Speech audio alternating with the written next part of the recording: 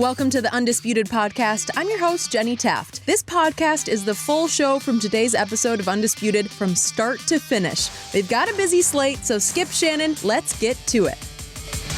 Good morning. Welcome to Undisputed. Happy Friday. I'm Jenny Taft with Skip Bayless and Shannon Sharpe. How are you guys doing today? I'm doing great, Jenny. You know what Friday is? It's old Blue Friday. Is it old blue? Nipsey Hussle Blue? Yep. Oh, I always thought it was Black Friday. No, it ain't no Black Friday. But seriously, we could not obviously be at the service yesterday in Minneapolis.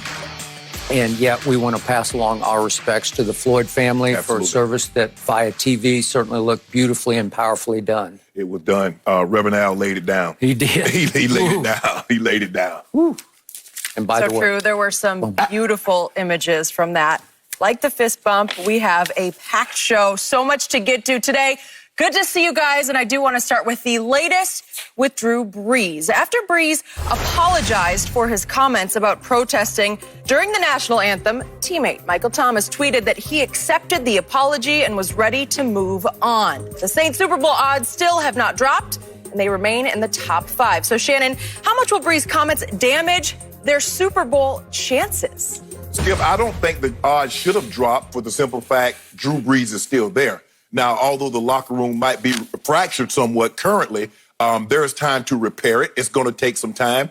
And what's difficult about it, Skip, is that they're not there. Virtually, it's one thing being able to see a person's body language, to actually talk to this individual and see, okay, is he sincere or is this just a crisis that he happened to be engulfed in? Is he sincerely sincere about his apology about what he said? And you can get a sense about being around a guy. Skip, I think what really hurt a lot of Black America is that Drew has been in New Orleans for the better part of over a decade. And he's done great things. Just a month ago, he gave $5 million to feed, during this pandemic, to feed the hungry. He's done so much for Katrina. He is a reigning Walter Payton Man of the Year. He's won that award. So he's been exemplary in the community.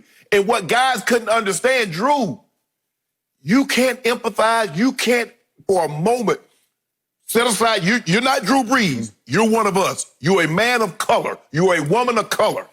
And you're walking down the street, and you're 5-6 times more likely to be accosted by the police and met with deadly force than if you were actually Drew Brees. You can't understand that, Drew?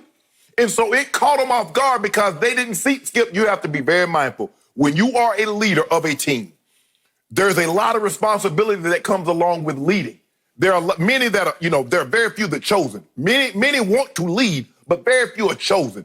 And when you are chosen to be a leader of men, especially men of a lot of different races, different backgrounds, socioeconomic status, religious, you got to be mindful because some things that you could say if it was an all white might not fly when you got black guys. Or if you have all black, it might not fly if you got white mixed in. Yep. So you have to be mindful of how the message you're trying to disseminate is going to be received. And you can't say, well, you something. No, those days of I say what I say and moving on, those days are long gone, Skip. And I think people need to understand that. But I think because they have the benefit of time, which is the regular season starts something like 3 months, Skip. So we don't know. I think the head coaches can get back into the building today. I think assistant coaches can get back in the building on Monday. When the players are allowed, I don't know that, Skip. But I was told there was a meeting. Several players spoke. Malcolm Jenkins, Cam Jordan, Michael Thomas. And from what I was told is that Drew, it seemed heartfelt. He was emotional. And rightfully so, you can understand. Yep. I don't think Drew thought in a million years when he said what he said, he was going to receive the blowback that he received. That's the point. He spoke what he believes. Right. And so that's the question that the guys are going to have to, and that's what they're going to need to get around Drew and see. Yep. Are you really sorry? Or you just happen to be engulfed in a crisis that you didn't expect to be in, and this is just PR? Yeah. So they need to find that out. But the locker room is fractured because they saw a side of Drew that they didn't think existed. And so, Skip, anytime someone reveals themselves to you, you're shocked initially. Yeah. And then you're like, wow, is that how you really feel? So you have all these questions. But if anybody can navigate this team through this, Sean Payton. I don't really know Sean personally, but I know guys that have played for him and people that have been around him, and they swear by him. He's as good a leader as there is at the head coaching position in the NFL. So if anybody can navigate these guys through this water, Sean Payton is the guy to do it. But they got a lot of navigating to do. So yesterday, you surprised me a bit because you went all the way to fractured. Yes. And it was clear to me you were deeply stung by these comments. You were hurt just the way Malcolm Jenkins, as we saw in the videos he posted, was just devastated by it, blindsided. Yes. And because we are a sports show, now we have to leap to the conclusion of, okay, what's going to happen on the field as almost superficial and irrelevant and not even pertinent to this subject right now. It seems we all do care about, well, what's the fate of the Saints now on the field next year? So you're leaving it open. You're not sure. No. You got to wait and see how they do respond over the next couple of months. That is exactly right, Skip. To decide, is it going to impact their one-loss record? Right?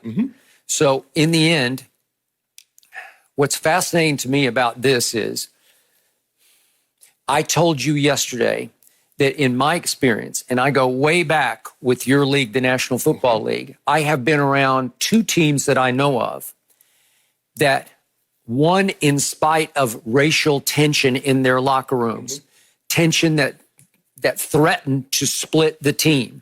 But both teams had very strong black leadership. And the message that was preached all year internally was, it's okay. We can overcome this. We can all pull together, and we know what he is and what he is and what he isn't. But we have to rise above that because our common goal, the only common goal we have, is to win a championship. And the two teams that I know of rose above. Now, there was one key difference. Those issues were not made public until after the season was over. They didn't come out on the fly in the moment. This is in the moment. Those teams did not have social media. Absolutely. It's changed the world, just as we are in a world-changing moment right now. In large part, it has to do with social media as the driving force of possible change, Skip, and I think you'll agree with me on this. Had we not been in the moment in which we're in, and Drew said what he said, I don't think he would have gotten the blowback that he got, because guys have said things similar to that. Said that's disrespectful of the flag, but it just so happened to be the moment that we're in. Let's just say hypothetically, 3 months ago, Drew Brees just happened to be doing a Yahoo Finance interview, and this point came up, and there had been yet no George Floyd. Well, maybe it comes and it goes, and you just kind of shrug it off like, I don't think he gets the blowback like he got. Okay. So now you have black players, many of them very involved in social media. So the difference now, and you can speak to this, is that now you have direct contact with black community followers who are going to call you out, or at least call upon you. Don't allow this to happen. You must stand up and say no to Drew Brees, which obviously all of the star Saints did I miss anybody? I think Cam Jordan was a little bit 50-50. He said he's going to hold out his comments until he actually talks to Drew. But Kamara, Michael Thomas, who else? Manuel Sanders. And obviously Malcolm Jenkins. They were just boom, boom, boom. They condemned Drew Brees' comments. This is the face of the Saints, a beloved figure in the city of New Orleans, and it was just instantaneous. No. I thought you were my friend, and now you're part of the problem, said Malcolm Jenkins. Okay, how deep does that wound run? That's what I don't know yet, because these are different times than before, where those black players going to come together when they actually hit training camp. Is it possible? I'm going to go to now, I'm going to do the other hypothetical clear to the other side. Is it possible they finally decide we just can't play with this man? That's the time we're in right now. we have to take a stand we've never taken. Right. We have to tell Sean Payton, we just can't abide this. Right. He showed us who he really is. Right. And we just are not comfortable playing football with him as our quarterback and our leader. Is that possible? Is that just too radical? Is that too extreme? Well, Skip, I think the thing is that once they get around, and what's difficult for Drew, Skip, is that where we're at now, with this COVID still going on, he can't get out and get on the front lines to show that he's willing to put his actions to the Reddit, to his apology. So it's going to take some time. But I believe because we're 3 months away, and because of the time, and because of who they have navigating the ship in Sean Payton, I don't believe it will get to that point, Skip. But I believe the locker room is fractured. And the thing is that what you mentioned yesterday, Skip, is that the Romanowski. Well, we had heard that was your teammate in Denver, who spat on J.J. Stokes. J.J. Stokes on a Monday Night Football game. Skip, everybody saw it. We had heard, I mean, from around, Skip, you know you hear things in the league, that he had maybe said something like this, or he had done something like that. But, I mean, how do we verify it? He had never said that, being a teammate of mine. He had never done anything like that being a teammate of mine. So I don't like to go by hearsay. I don't like to get things secondhand. And so when he did that, I was like, oh, everything that they said was true. Yep. And so when we had the team meeting, it was I can tell you, it was tense. It was tense. And you know who the tense guy is.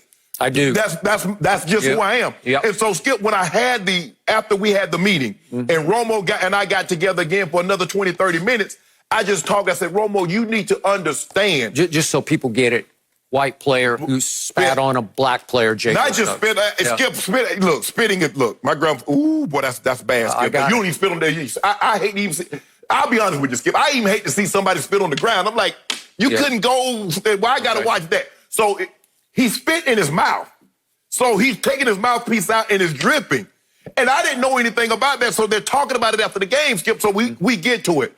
And by the world saw this on Monday Night Football. Right. Skip, I don't watch I'm sitting down on the bench, and so I don't know anything about it. And I'm just wondering about everybody. Is like the locker room is buzzing. Yep. And I'm like, why is everybody like this? But Skip, it took me talking to Romo and being around him, and he and I have become better friends over the course of the years, and through talking to him. And I understand that the moment, but I say, Romo, you can't get caught up in the moment, bro. I said, those are no-nos in our community. No. I said, J.J. Stokes was born in a little different time and a little different place than Shannon, Sharpe, and a lot of your teammates. Because had that been one of us, oh, yeah. No, it'd have been over. It'd have been over. We'd still been fighting. So, but I believe that, Skip, because there was 3 months, and what hurt them so much is because this is Drew. Skip, Drew was our leader. He just gave $5 million to feed the hunger out of his own pockets. He's done so much for that community because New Orleans is heavily African-American, Skip. And he's done so much in the community. He's been Walter Payton Man of the Year. And so for that to come out of Drew's mouth, for Drew not to have the understanding and the empathy. And the one thing what caught people also, Skip, is that quarterbacks are very measured. They won't do or say anything that's going to impugn that reputation. No. They do a great job. Especially that one. Yeah. Because remember, I told you, Skip, I said, quarterbacks are the most selfish guys on the team. They've done the better job of marketing and imaging. Yep. So you don't see that. And so that's what it's like, Drew, you would say that? Wow. And so it hurt a lot of people. And Skip, Malcolm Jenkins has been on the front lines of this. He's the player coalition. He's been on the front, and he's trying to get things changed. And so I think that's why it was so emotional for him, because he's front and center. And, he's trying to get guys to open their eyes and to just to have empathy and see the other side. Yep. And it's like, Drew, if we can't get you to see, how are we going to get the rest of the world to see? Okay, so for the record, Shaquille O'Neal last night on TNT did say that he had already set up a couple of weeks ago to be on a call with the Saints that took place yesterday that turned into the Drew Brees apology. I assume it's a virtual, like a Zoom call. Zoom, yes. And so Shaq was privy. Shaq actually got to listen to the back and forth between Drew and his teammates. And he said that Sean Payton asked him not to divulge too much of it, but he heard most of the teammates on the virtual call accept Drew's apology. Okay, I'll accept that for now. Right. But how deeply did it burn? How far will it carry? carry into the future once they reconvene eye to eye, face to face. Skip, I'll give you a prime example. You remember when this goes to Coach Fangio. Mm-hmm. Coach Fangio, I mean, since you don't believe racism exists, what about the Riley Cooper Philadelphia? We forgot to bring that one up yesterday, Skip. But you remember when, who's the head coach then, Skip? He's at UCLA right now, Chip Kelly. Yeah. They put Michael Vick and a lot of the other black players on the spot. I've asked Michael on the show about it, and he said he regretted how he reacted. And he said he accepted his apology. He did. And a lot of people, I can honestly say, I've been in a lot of situations where someone's apologized, but I have yet to hear say someone, after they apologize, well, I don't accept it. Okay. Everybody might say they accept it at the time because that seemed to be the right thing to do, Skip. Let's try to move past this, move it, and then you and somebody else can, off the cameras, you can work out your differences and your issues. So I expected nothing less. But it's hard for me to believe. Everybody's like, yeah, everything's cool. We back to normal. Drew never said, it's almost like Drew never said what he said. It's hard for me to believe, having been in locker rooms and having said what he said and what it means to the black community. It's hard for me to believe that everybody's like, okay, we all good now. Let's go back to normal living. Good. I'm with you on that. Now let's look at Drew Brees' plight next year. Yes. He is in decline. I've told you before, he looks older to me at 41 than Tom Brady has looked at almost 43. If you look at his numbers last year, he had an awful end-of-the-year game against Jenny's Vikings. Remember, they lost in overtime in the Superdome. He didn't play well. He had a QBR of 47, scale 0 to 100, so he was below average, and he had a late lost fumble. Remember that with 4 minutes left that really changed and tilted the playing field. He was 35th last year among quarterbacks in completion on deep passes, completion percentage. Okay, so he's losing the deep arm strength. He can still throw those mid-ranges to Michael Thomas. We know that. But the point is this going to be his swan song year? We all think probably, and Sean Payton blurted out 2-3 weeks ago, like this is Drew's last year. And he said, well, I didn't really mean, but it sounds like he wants it to be Drew's last year. That seat that he's going to be on is getting hotter and hotter because now the world is going to be focused on Drew's performance. How will this impact his performance? And maybe there'll be some building sympathy for him because it's his last hurrah year. I don't know. But I also think, do not forget, there is a new backup quarterback there. His name is Jameis Winston. And all he did last year was lead this whole league in yards passing with over 5,000 yards passing. And he did throw the second most touchdown passes to Lamar Jackson in this league. So now he's sitting there. By the way, he is a black quarterback. And if Drew struggles, will there be a locker room groundswell of maybe we should give Jameis a shot here? Which is why, another quick development, a lot of the betting sites are taking, they say over the last 24 hours, half of the bets for MVP have now been on Jameis Winston. Wow. Because you can get him at long odds right now. But people are thinking, wait a second, maybe he will get a shot. If they are fractured, maybe Jameis gets a shot, and maybe Jameis in that offense can really flourish at a high level. Because now what you're going to get, Skip, if the Saints struggle, everybody will go back, well, how much is this related to what Drew Brees said? So now Drew is created a narrative that didn't need to be there. Because now everybody always looks for, was it what he said? Was it what he done? I mean, how much of this goes to what happened 3 months ago? And so a narrative has been created, be it fair or unfair. And I agree with these odds. I mean, I saw Lamar Jackson last year was 50-1. So just imagine someone getting in on that at 50-1. Somebody came up on a payday because Phil Mickelson bet on us to win the Super Bowl, and I think we had 40-something odds. And he won like $700,000, $800,000. But that's not, I could or could not have done that too. But, Skip, the thing is that when you look at it, man, I would not want to be this my last year and then have this hanging over you. Well, that's not how you want to go out, Skip. Obviously, from just a pure football perspective, I've already picked Brady's Buccaneers to win this division. And you're still sticking with them? Saints, Okay. Even fracture or no fracture, you think they can fight through this? They can fight through it. I think you're overvaluing the Bucs while underestimating the Saints and Drew Brees. Now, he has a lot of the javelin throws. It seems like he's running up throwing the javelin to get the ball 40 yards down the field. But somehow he's been able to survive because he's never had Brett Favre's arm to begin with. He's never been. No one's going to say, man, you remember when he had a Mahomes arm? Nobody's going to say that about Drew Brees. He's always been, And most of the guys that have high completion percentage, Skip, Joe Montana had a high completion percentage. I think Ken Anderson had the record. They didn't have big arms, but they were pinpoint accurate. And that's what Drew is. And he's done a great job. He got all these yards and all these touchdowns doing something, Skip. So now it took me picking the Buccaneers to get you a little bit more back. No. I got it. I said, still, if you right here, I'm still picking them to take the division. You did. You wrote it down. Yeah, okay. I still got to win the division. Well, all right. All I know is this season just got even more fascinating. I'm getting my cases to do. Courtesy of Skip. Catching up to do, Shannon, though. How many cases of do are you down? I'm only down like a... after this basketball season, I'll be up. Are you counting still? 40, or yeah, okay. We can restart after this. Now we're back in studio.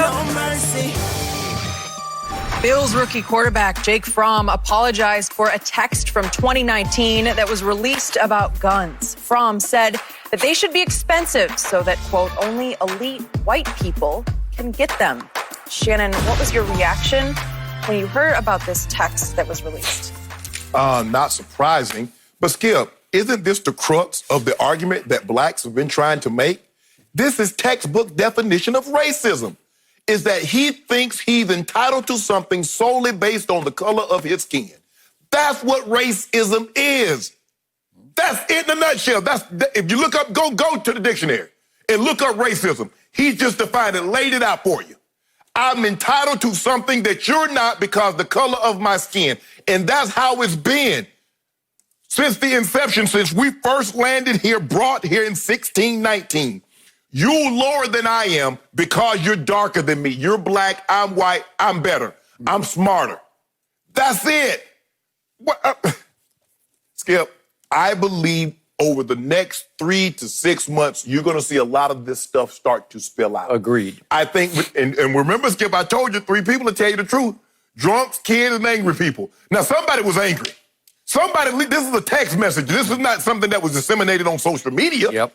So somebody got upset. And it's like, okay, I got you. I got something for you. And that's what happened. And you don't really want to.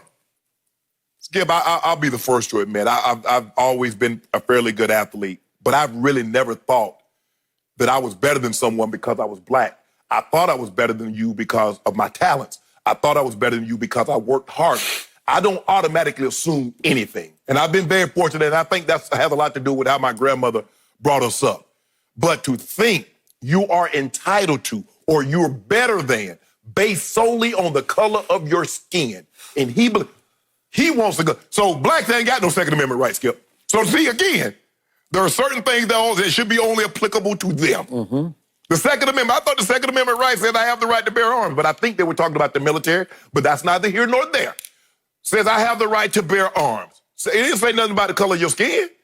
But he believes, and racism exists in systemic because of this. So I'm glad he got caught up. I mean, people say a lot of things, and then behind closed doors is totally different.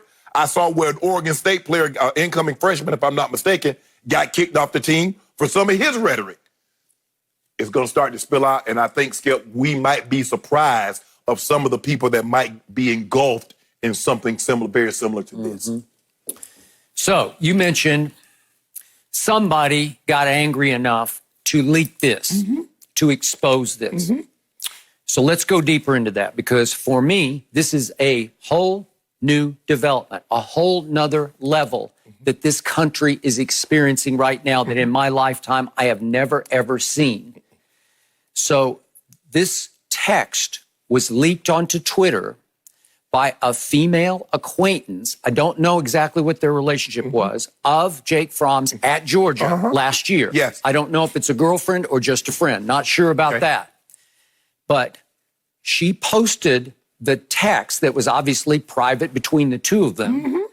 And what happened was that she also posted another text exchange with another friend of theirs who texted, Jake has called me 3 times. Please take down what you just posted because he's in trouble over it. And she said, I can't. It's not right. And she went on to explain, female acquaintance, and by the way, obviously white of Jake Fromm, I don't want to see him go down, but I know part of helping the cause on my end is to call out things like this. Right. And if anything, I don't think he'll get fired, but I think he might have to make a statement, which would be good. Well, he obviously, he had to make a big statement, big apology, yes, right? Yes. So everybody out there, think with me about this. A white female acquaintance, look back at her text messages, one that's stuck in her craw, stuck in her psyche from last year. And she said, and I looked at her Twitter site last night, she is on fire with outrage over George Floyd. So she's so caught up in this cause, the black community's cause, that she finally decided, I can't stay silent on this. I'm going to expose what he texted me last year. Right. Is it fair? I don't know. You can argue friend to friend. It's not fair. Right. But is it right? She's saying it's right. Right.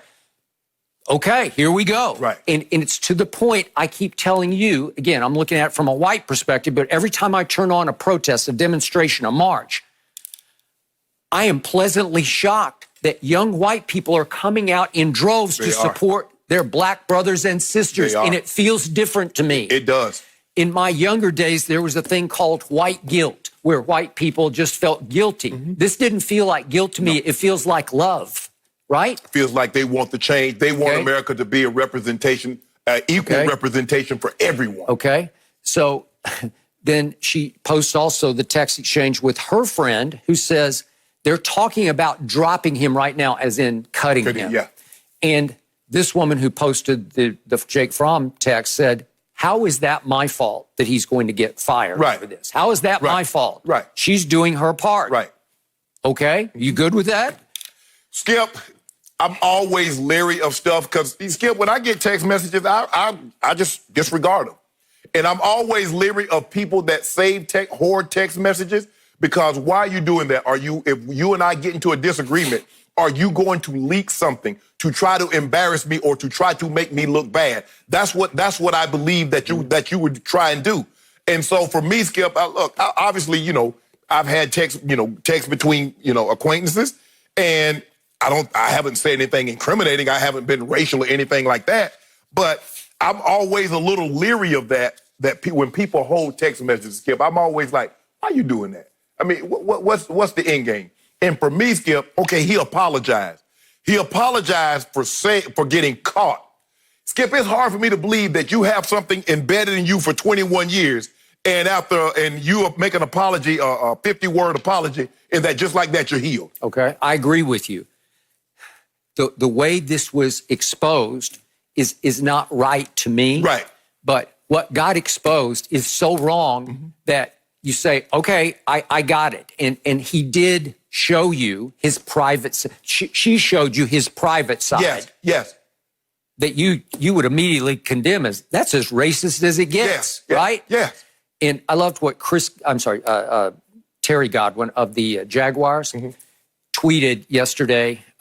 He played with Jake Fromm at Georgia.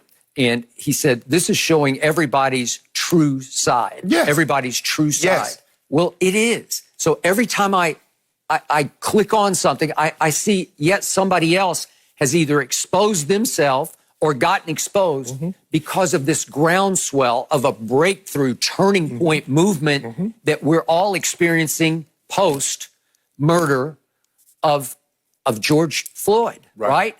So in the end, I'm looking around the scope of, there was the Alan Hinton, the former coach of the Sounders. Did you see that bizarre tweet that he posted? He's their ambassador, and now he was their TV and radio announcer, right?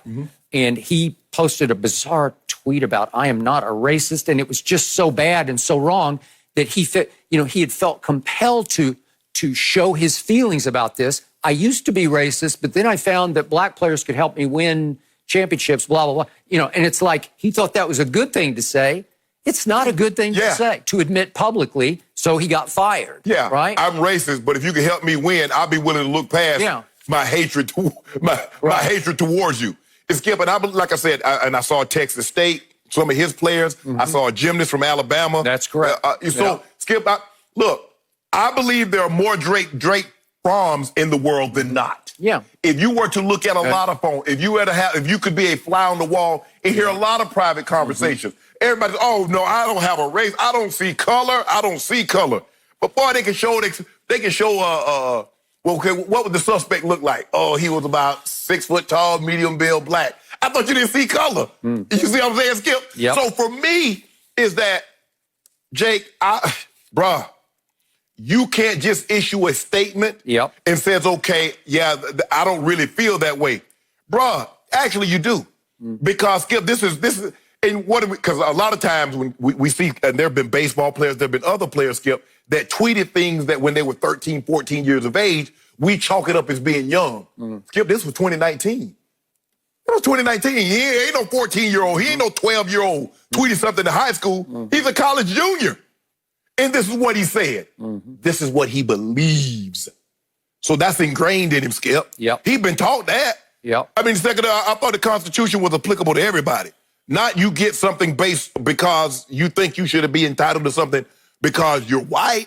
That's textbook example of what racism is. And Jake Fromm just laid it out there. And the female, like I said, Skip, I don't know if she was a girlfriend or ex-girlfriend or whatever she was. She took the blanket off him and let everybody see what he was, what he is. And then she went on about her way. And then we had this development in Sacramento. Grant Napier has been like the legendary voice of the Kings since 1988 as their play-by-play announcer. Also did talk radio in Sacramento with Doug Christie, former King player, as you know. And DeMarcus Cousins, it felt to me like he cast a line into the water.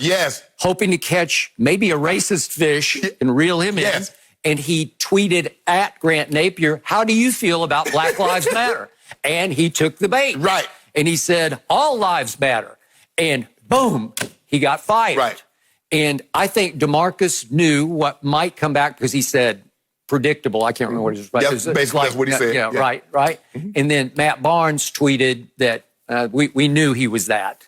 And Chris Webber also said, I've had a lot of conversations with the organization about this gentleman, about some of the things he's said in his demeanor and his behavior. So it wasn't like DeMarcus was just out there. Skip it, I love that talk about, oh, Shannon, I get that a lot too. Oh, you race baiting. I said, but they show biting today. I'm catching a lot of them too. Yeah, you know, Skip, when you go to a good fishing spot and they biting, you don't leave. You just keep casting, just keep pulling them out. And Andre Miller tweeted, all lives matter, quote unquote, is the go-to response from racist individuals when they're asked about Black Lives Matter.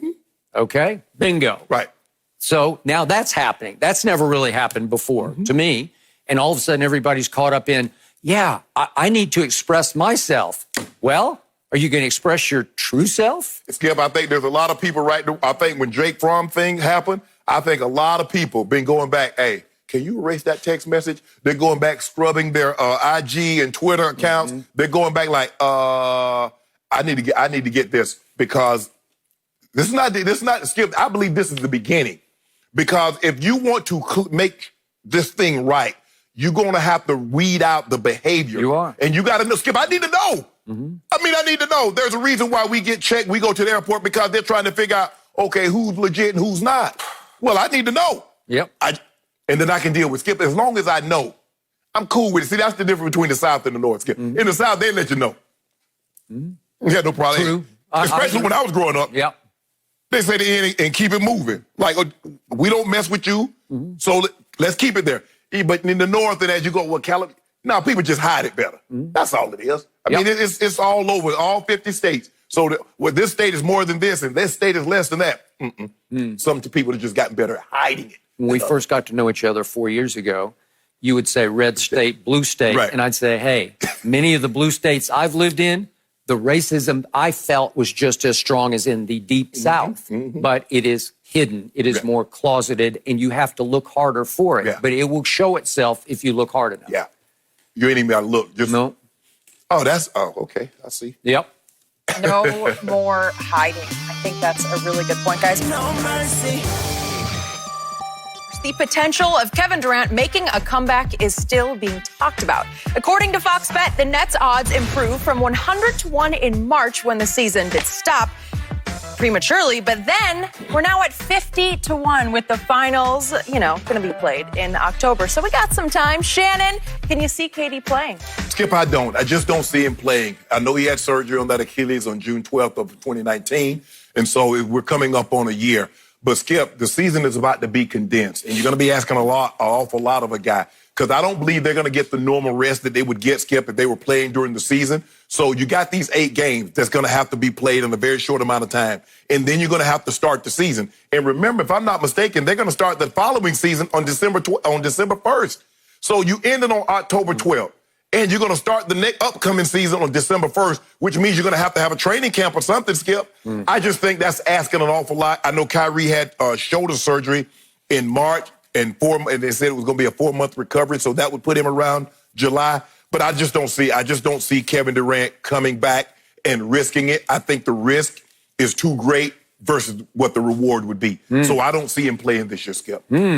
So is it possible? Oh, there you go. Is it possible that I just heard Shannon Sharpe poo-poo the possibilities of the best player on the planet coming back all of a sudden as we restart the NBA season and taking over the postseason? No, is it possible? No, it's not. It's possible that he could come back. Yes. The question was it possible? Is it, do I see him? And I said no, and I listed the reasons why I don't think he was going to come back.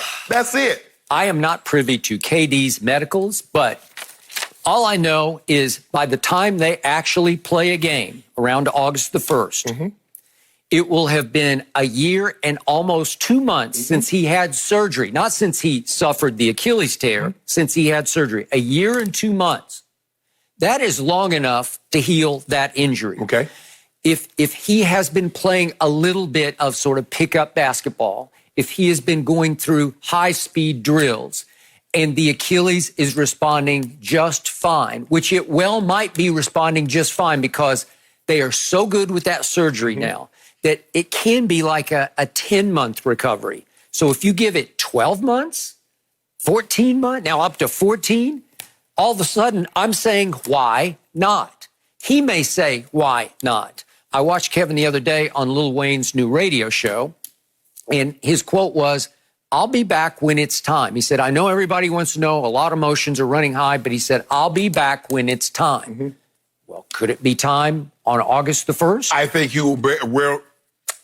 will on the side of caution, because last time he thought it was time and he let people get in his ear and tell him to come back. Kevin, we can do this. We can't do this without you. We need you. He let his teammates gas him up. He let his coaches gas him up. And look what he got him, Skip. Okay, but do you want to miss effectively 2 years of basketball? It ain't been no 2 years. It's 1 year, Skip Bayless. You know good starting to feel like 2 years. So let's do the hypothetical. Okay. What if he comes back, and what if 5 months after arthroscopic shoulder surgery, Kyrie comes back, because they're very close, right. We know. They're an item. They went together to the Nets. So if Kevin says, you know what, I feel like playing, I'm ready to play, I'm 1,000%, you don't think Kyrie would say, okay, let's do this? What if they both come back to a team that is now 30-24, and 34 of those games were played without Kyrie or Kevin?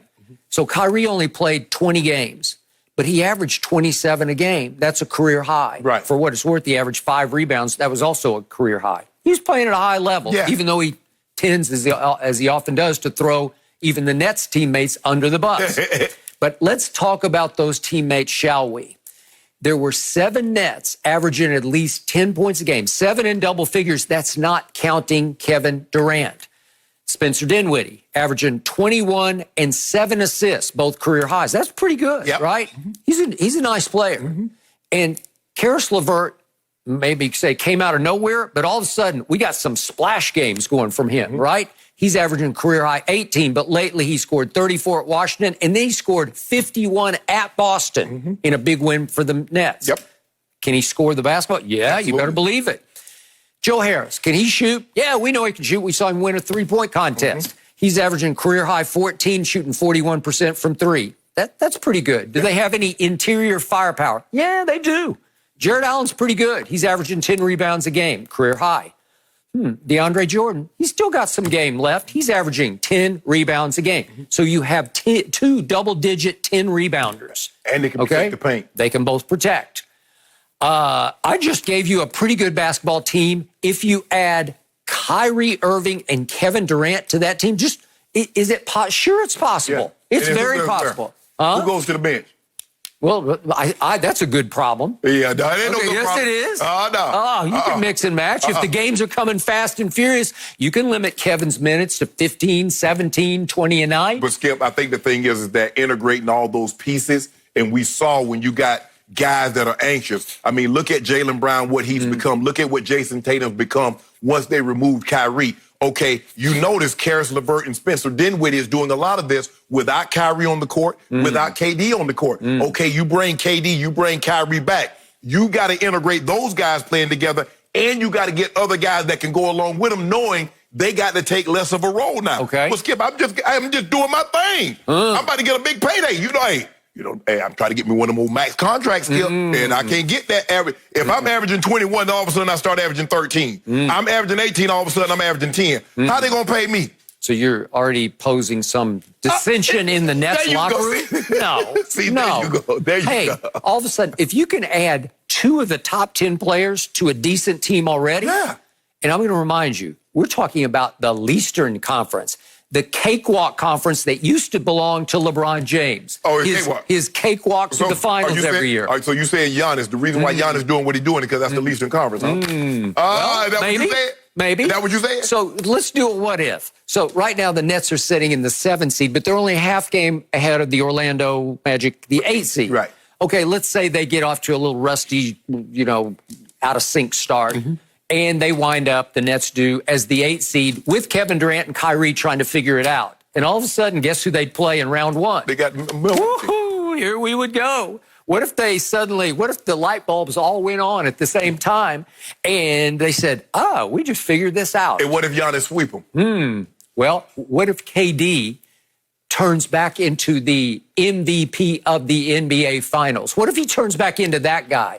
Look, what we see, he won back-to-back MVPs right in LeBron's face, in LeBron's house in Game 3s. And then last year, did it not look like he was on his way to maybe winning a 3rd straight MVP? He was turning the whole series around before the Achilles snapped, right? Why you do that? I'm doing it because it's the truth. What if he comes back and says, hey, watch this? I mean, I'm 100% healthy. Watch this. But you make it seem like LeBron was just like fettuccine. I didn't say that. He was, you know what I'm saying, Skip? I mean, he averaged a triple-double in 5 games, and he was like 4 rebounds short of averaging another triple-double. Now, Michael Jordan plays great and lose.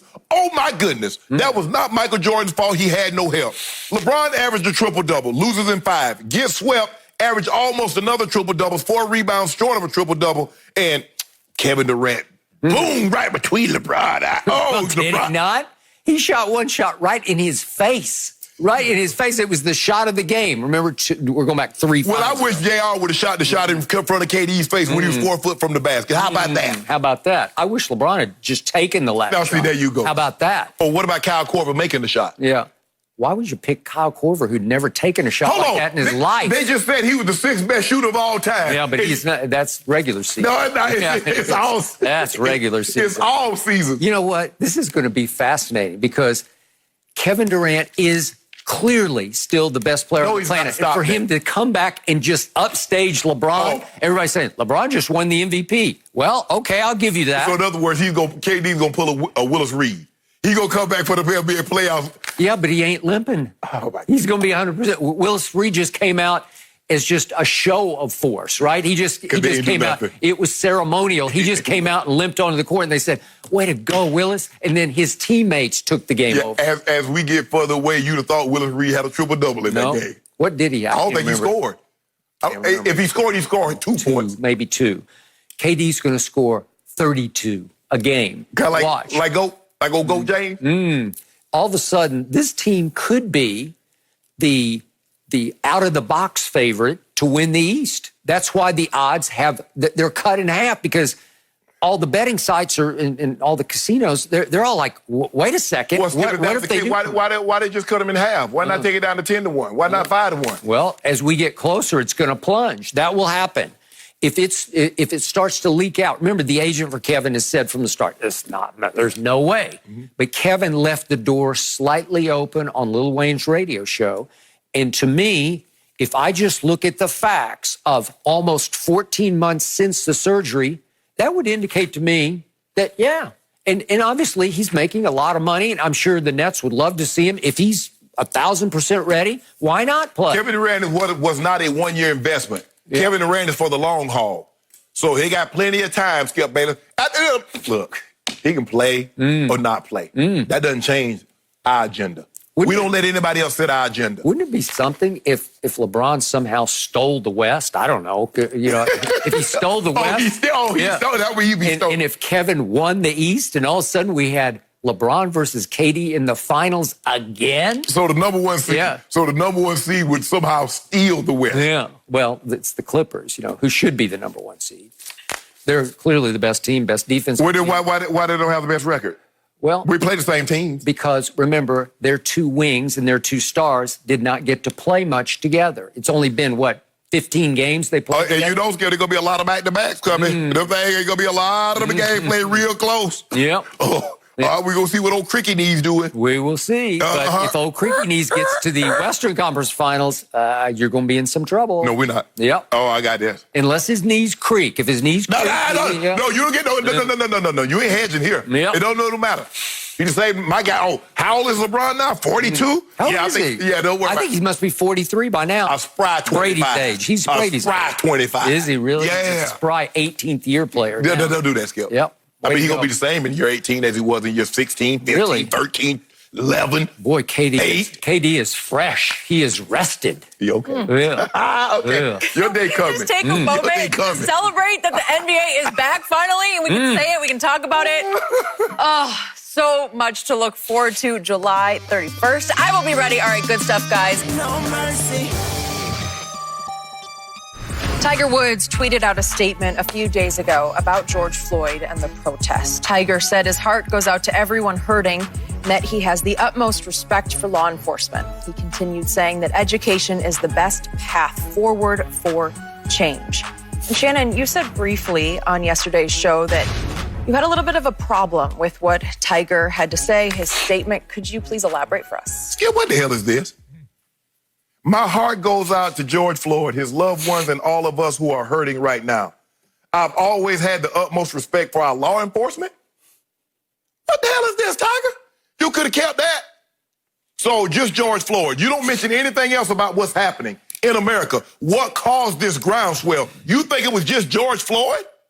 And then in a paragraph later, you have effusive praise for the people that's doing this? Mm-hmm. Tiger, for real, Tiger. By the way, they train so diligently to understand how, when, and where to use force. Okay? So they just started training on how to use and when and where to use force. But they've been implying that force with impunity on the heads of black men and women since they came to be. And Tiger, you did this. Tiger, you could have kept this. You could have kept this. Boy, this is awful. Skip, this is awful. This is not even, ain't even worth the paper it's written on. That's what I think about Tiger Woods. Okay. Because he talked about how he wanted to win the Masters. I went back and saw the interview, Skip. He wanted to win the Masters because they wouldn't let blacks play on the golf course. 1997. 97. He won. And then all of a sudden, he wins. Mm-hmm. He's cobbling Asian. Yeah. Now, and he talked about how he couldn't play some of these prestigious courses in California. They didn't mention nothing because, they wouldn't let me play because I was cobbling Asian. He didn't mention nothing about that. He was black. All of a sudden, he become Tiger Woods, the Tiger that we know. He's got a little money in his pocket, $500 million in his pocket. Now he cobbling Asian. He's really never identified. But guess what? When you went through what you went through, guess who was there to support you?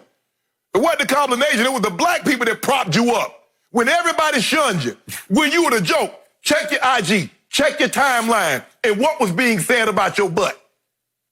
And now this is what you do. You release a statement talking about that. Mm-hmm. Your heart goes out to George Floyd. What about Trayvon Martin? What about Walter Scott? What about Eric Gardner? Alton Sterling, Athena Jefferson, Breonna Taylor, Sandra Bland, on and on and on. So this is the only time your heart goes out. And then you got praise for, they train so diligent. Boy, Tiger Woods, you need to miss me. Skip, that was nothing. Oh, for education. Skip, they got 400 years head start of education. So I need to educate a man or a woman to say, you know what? You're not better than me because you're white. You should, all you got to do, Skip, is treat me just like you would treat somebody that looked like you. I need to educate you on that. For 400 years, come on, Tiger. You can do better than this. Even Michael, who basically shied away from a lot of political issues, his statement, what did he say? He was very specific, all these generalities that you did, and then you gonna turn around and have praise? I would prefer you keep your mouth shut or keep your pen to yourself. That was nothing. That was weaker than weak. But this fits Tiger. You know, he don't want to get involved because, white people, buy golf clubs and Nike golf equipment and, they play on the golf course. So I don't want to offend anybody. But I tell you what they did do. When they had that mug shot, when he got caught with them pills in his system, Skip, they didn't list combination. They was African-American on that thing. Yep. So, Shannon Sharpe, I'm going to ask you the same question I asked yesterday about Drew Brees. What else did you expect from Tiger Woods? What else? Skip, even Mike. Even Mike came with something He finally strong. came. Yes. He did. You're right. Michael Jordan you're talking about. So, to me, after you brought this up, I had just sort of, it had gone in one eye and out the other because that's just Tiger to me. That's vintage, classic, predictable Tiger. So I went back and studied what he wrote, and then I was like, really? So to me, from my perspective on this side of the desk, this reads like cliche-ridden white talk. Yes. Right? Yes. Okay. Where did Tiger Woods grow up? Well, he grew up in Southern California, but he grew up in the white world because he was a dynamic golfer at like age 3. He was on national TV at age 3. Yeah, I saw him on That's Incredible. He was on somebody else's show. Was it Johnny Carson? Mike Douglas. Mike Douglas, yeah. Yep. And I don't know how much money his father had as a military veteran, but Tiger got to tour this country on that amateur junior circuit that it's the ladder you have to climb to become the kind of professional golfer that the white players become. Right. You have to go out and play the biggest, best fields in the junior tournaments all over this country. It's why, to this day, we still have no other black stars in golf. I thought in 1997, once Tiger knocked the gates down at Augusta National, the last bastion, I thought, well, 20 years from now, we're up to 23 years from now, I thought 20 years from that date, we would have, I don't know, half the field would be black stars. Seriously, guess how many black stars we have in golf right now? How about none? None. Harold Varner's had a couple of moments, but we don't have, there's not been anything remotely like Tiger Woods, right? That's expensive. It's too expensive. It's just too clubs hard. and green fees. Everything. The travel. You have to go play the premier competition all over the country in the biggest junior tournament. Right. Tiger did that. Right. But he grew up, he was the only black player. Right. Way to go. More power to you. And he did have to overcome, sometimes when they go to courses, even the military courses, people be looking sideways like, you're going to play this golf course? Yes, we're going to play. And he could play so he could back it up, but he grew up in a white world, right? His whole life. So he breaks through in 1997. He immediately does Oprah's show. And what did he say?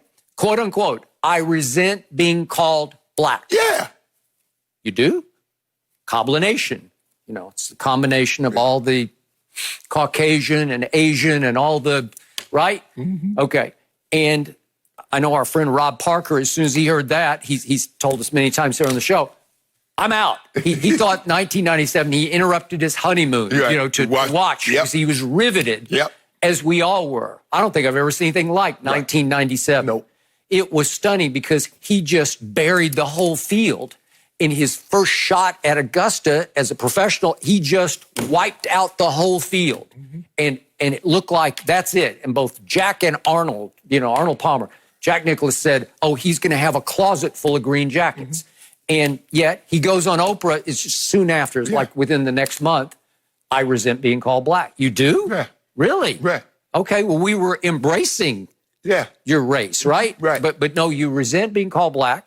And from that point, we swing all, you're right. The black community stayed behind him through thick and a whole lot of thin in that period. Right. But then we get all the way to the incident you talked about. 2017, he winds up, this is in May of 2017 in Jupiter, Florida. He winds up behind the wheel of his car, incoherent, stopped at a left turn signal with his blinker on, just stopped and kind of half asleep behind the wheel. And he gets rolled up on by some police. And you tell me, is that not the worst case scenario for a black man in America? Yes. Right? Absolutely. And yet it's Tiger Woods. So they did have to take him down and book him because that's DUI. That has written all over it. And so they found out in the system were sleep drugs and painkillers. He was off his back surgery, right? But he was treated very nicely, and then he was booked, and then he was escorted home. Well, he got treatment that I don't know if many black men in this country or black women get, right? No. In that circumstance. Absolutely So I not. found that highly, painfully ironic. Right. And yet, in the end, we look at this statement, and it's vintage Tiger because we've always said he was Jordan-esque. He always distanced himself from taking any stances, public stances on any social justice issue or black community issue. Right. He's arm's length. Right. So I was a little surprised he said anything. Yes. But you would say better left unsaid. Yes, absolutely, Skip. And the thing is like Skip, here's the thing. If the police officer takes off that uniform, he's no longer a police. He's no longer subject to having his life taken. But where do I get to take off this black skin? See, I get to be black 24 hours a day, 7 days a week, 365. He working 8, 12-hour shifts to be a police officer. See, I don't have that luxury to take off anything and don't have to worry about having to come into a confrontation. He does not. I do. I'm black. I'm prime shooter brother size. 6'2", black, 240. I agree. Ain't no police officer going to try to no.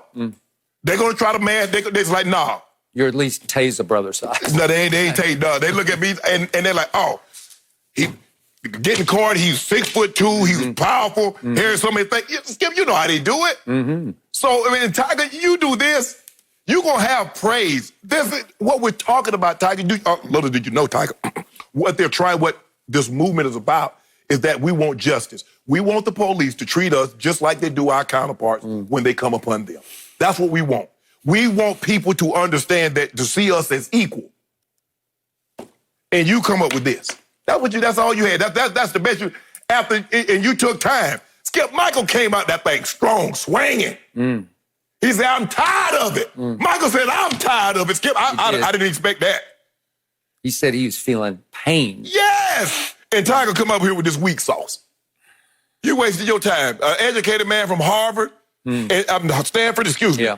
And this is what you come with, Tiger. You ought to be ashamed of yourself. We can make our points, wrote Tiger, without burning the very neighborhoods that we live in. What you mean Which we?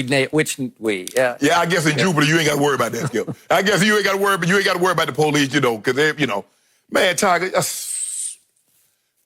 does not get a lot of what, his dad was a military man and what he fought for. Vietnam. And he should understand that although his dad fought, guess what? A lot of times, especially Skip, they fought. Guess what? When they came back to the back of the bus, no, you can't come in here and eat. So the freedoms that they were fighting for, they didn't get to enjoy. Tiger, you do realize that all we're not asking for favors. We're asking what on a piece of paper said we could have. That's it. They make it seem like Skip, sometimes people get it confused. They feel like if we ask for something, you're going to take something from them. No, we're not trying to take your freedom. We're just asking you that we get some. That we get what you get. That's it. And so people have confused it. Well, if we give you this, we lose that. No, you don't. We just want what we need. What we've been promised on a piece of paper. That's what they call all men are created equal. Well, all white men are created. Is that what you mean? Is that what it meant, Skip? Or did they mean all white men are created equal or all men created equal? I just need to know. Yep. Because you've been lying to us for 400 years. You have yet to treat us equal. Oh, you need to, come on. We're going to educate. Look. Okay, so I ask you, did you really expect Tiger Woods to suddenly get woke by the murder of George Floyd? Is that what you thought would happen? Skip, I thought he could lie to us. Could he lie? Pretend like he cared about an issue that affects, although he does not identify as black, that affects the black community at an alarming rate, men and women. Could he pretend like he cares, Skip? Just a little bit? I mean, sometimes, Skip, when you were growing up, I don't know if you went to your girlfriend's house, even if the food didn't taste good, you pretend like, boy, this good. Like, terrible. Boy, this good, Miss Such and Such. Oh, this is very, very good. It actually was very good. No, it went like, ooh, this is some bull diggity right here. But that's okay. Yeah. But I'm like, Tiger, come on, bruh. I guess not, huh, Skip? That was asking not too bruh. much. Not bruh. That was asking too much? Yes. Okay, yes. My bad. I'm sorry. You're bad. I shouldn't have expected it from you. I'm sorry, Tiger. No mercy. Hall of Fame coach Tony Dungy weighed in on Drew Brees' comments yesterday. Dungy said that Brees can't be afraid to say that, and that likewise, people can't be afraid to speak out against it. Dungy said this would lead to conversations so we can begin to learn from each other and see change. Shannon, does he have a point? Skip, let me say, Tony Dungy isn't a good man. Tony Dungy is a great man. He's a man of faith. He's a man of conviction. And he's a damn very good, great man. But Tony is too forgiving. Skip, we've taken the high road for 400 years and what has gotten us. And that's what Tony does. Tony's like, well, you got to understand. And maybe he didn't say it like he wanted to. Skip, what I've seen the NFL does is that when a player or an owner or a coach says something, 1-800 Tony Dungy. And he's the crisis manager because he's so good in our community that Tony will vouch, and if Tony says it's okay, it's okay. Come on, Tony. Skip, I'm going to read this thing here. I couldn't write it down. You remember when LeBron James, he tweeted, "We've been getting that Jewish money. Everything is kosher." That 21 Savage song, he was killed. I mean, he thought it was a compliment to the people think obviously that Jewish community, they have a lot of money. So he thought that was a compliment. He got ripped. Ain't one white person come to his defense. And what we do. I don't know that not one. I heard it. Okay. But see what I think some Jewish people did, but go ahead. Remember when the owner of the Houston Texans, the prisoners, the inmates are running the prisoners? The prison is really the prisoners are running the asylum. The inmates are running the asylum is what is the cliche. Who did they try to skip? Who did they get for crisis management? Tony Dungy. He's a good man. He got a great heart. I know Mr. McNair for all these years, and that's not what he meant. Come to find out, there are a lot of players that said behind the scenes he has said things very similar to what he said publicly. And it seems that Tony is like, at least can we just make sure? Tony is a guy, Skip. A guy can be 99.5% bad. Tony's going to find that 0.5% that's good and latch on to that. And bless his heart.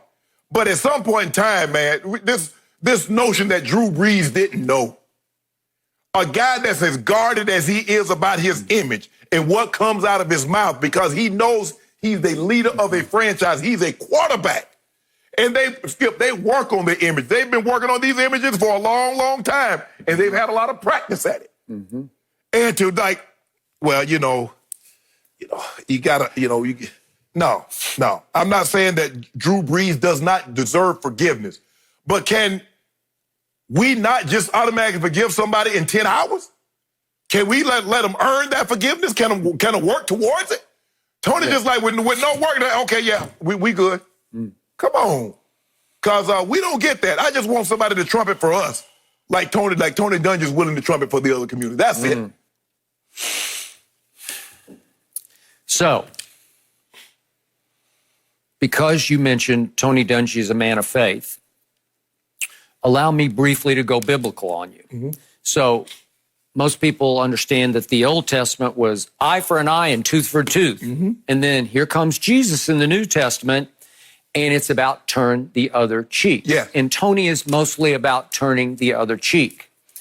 But I'm going to remind everyone, Luke chapter 12, verse 53 is one of the scariest scriptures to me, and I would like to consider myself a man of faith. one of the most scary scriptures in the Bible is 12:53 of Luke. What does it say, Mr. Sharpe? Jesus is warning everyone, if you're going to follow me and follow my teachings, it's going to get dangerous out there. It's going to get ugly. I'm going to turn fathers against sons and mothers against daughters, because you're going to have to choose to follow me, and the fathers and the mothers might not like it. Right. It was a scary time in which all those disciples ended up losing their lives just the way Jesus was crucified. So I'm, again, not too biblical, but I want you to understand that's what it was taking. Right. They were having to risk their lives to say, this is the way. This is the new way. This time that we're in right now could be a very special turning point time in the history of this country, because everyone seems so receptive because of that vile video, that knee on that neck. Right. All of a sudden, hearts were opened, eyes were opened, minds might be kind of opened to, wait, what is going on here? And the white community, at least I feel like a majority, maybe just a small majority of the white community, is taking this much harder than it took Trayvon Martin or Eric Garner or Michael Brown or anybody else. Right. This got the white community, not everybody, but especially the white youth. Yeah. There's a whole generation. They are out there demonstrating and marching and protesting with their black brothers and sisters. Yes. And I believe it's straight from the young white people's hearts. It's not just the cool thing to do, it's just the thing to do. Right. So Tony Dungy is about moderation, right? See it moderately. This is a time of condemnation to me. So I'm good. If you want to condemn Drew Brees, I'm good with it, because it needs to get condemned. It needs to hurt. Right. It needs to sting. It needs to be a deep, open wound that doesn't close overnight. Oh, we forgive and we forget. Right. Drew, way to go, Drew. We got you. You're really a good man, and you've given millions to charity, and you're good now. Right. We get it. In the end, Tony says, Drew can't be afraid to say what he said. Well, afraid? I don't know. So you're encouraging the racists just to go ahead and blurt their racist hearts. Exactly. And then we can't be afraid over here on this side, if you want to call it the black community side, or the other side of this. It can be a lot of the new white community too.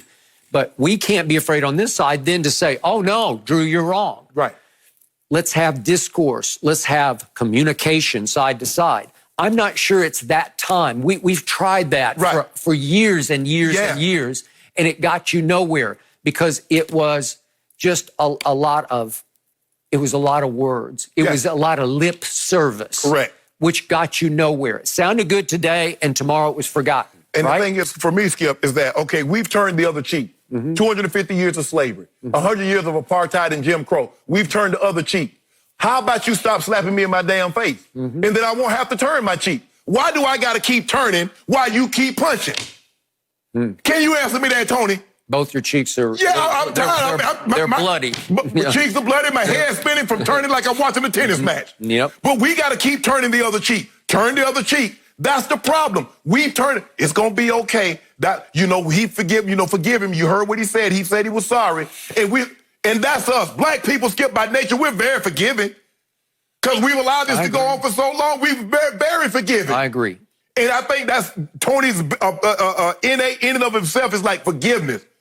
I'm sorry. I mean, at some point in time, I got to stop forgiving you, because you keep doing it and you take my kindness for weakness. And that's what they've done. They've taken kindness for weakness. They'll just turn the other cheek. They'll just go to church and pray, and Lord, everything gonna be okay. Nah, hell nah. They go to church too. So what's their God telling them? Man, stop, man. I'm tired of this, all this forgiveness and all that. Just stop doing it. You don't have to be a Harvard. You don't have to be a Rhodes Scholar. You don't have to go to MIT, Skip, to know you shouldn't treat people the way we've been treated. This education, and it's going to take dialogue. Dialogue for what? I'm trying to figure out, for people that created everything, because black didn't create anything, Skip. Everything that's been good in the world has been created by white. So why we got to educate them? They're the most educated people in all the world. But now they need the black people that they've been stepping on for 400 years to educate them how to treat us. So you know what my favorite black protester shirt is? What? Just that one word, tired. Yes. That says it all to me. It's not, I'm tired, it's just tired. Yes. You know, we are tired. Right. And yet Tony, then he continues and concludes that this battle is not going to be won by demonstrating and throwing bricks through windows. Well, I get we got past the throwing bricks through the windows. We had an outpouring of that Saturday, Sunday, maybe a little Friday, Saturday, Sunday. And I told you on Monday, I'm not going to endorse rioting, but it felt like it had a positivity to it because the frustration boiled over and spilled out. Yes. And God bless all those small shop owners who got burned to the ground and lost everything, got looted. God bless them all. I hurt for them. But there was some catharsis to it for this country to just get it out. Right. And then it subsided, and now we're back to just demonstrating. We are marching, we are protesting. Okay, that part, Tony is wrong. You can, it's still happening. Last night, it happened all over this country. Yes. Demonstrate, they're peaceful. Peaceful, correct. But there's positivity and strength in demonstrating. I think, what are we now? We're 11 days since George Floyd? He died the 25th, and so what are we, the 4th, 5th? So we're about 12, 13 days. We're 12 days. And now we have 2 more services coming up on, I think it's Saturday and Monday, I believe, in North Carolina and Houston. So we will have more demonstrations. So I think it's impactful. I think it's powerful to peacefully demonstrate. Skip, and Coach Dungy is right. Nothing's going to be resolved through bricks, through windows, and burning down buildings. But what the hell is going to be resolved through forgiveness? We've been forgiven for 400 years. And so what has that gotten us, Coach?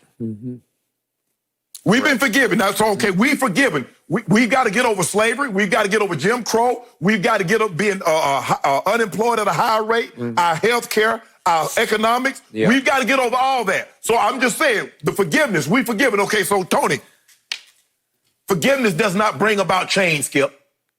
Nothing, power concedes nothing. So this, we just forgive and everything's going to be okay. Man, stop this. I hear you. Sorry, Coach, but I love you, Coach, but me and you, we disagree. We have different points of view on this one. It makes sense in hearing you say that conversations are not nearly enough, but the discussions I think we've had on the show, and I just want to say to both of you guys, the amount of people who've reached out and just said, you guys are having them. I don't agree with everything. I don't have to, but I'm listening. And I think for you guys, Skip and Shannon, just being able to go far and go deep in this, I really respect it. No mercy. Well, Michael Irvin said he believes that when it comes down to it, the Cowboys will end up making Dak Prescott the highest paid quarterback in the league.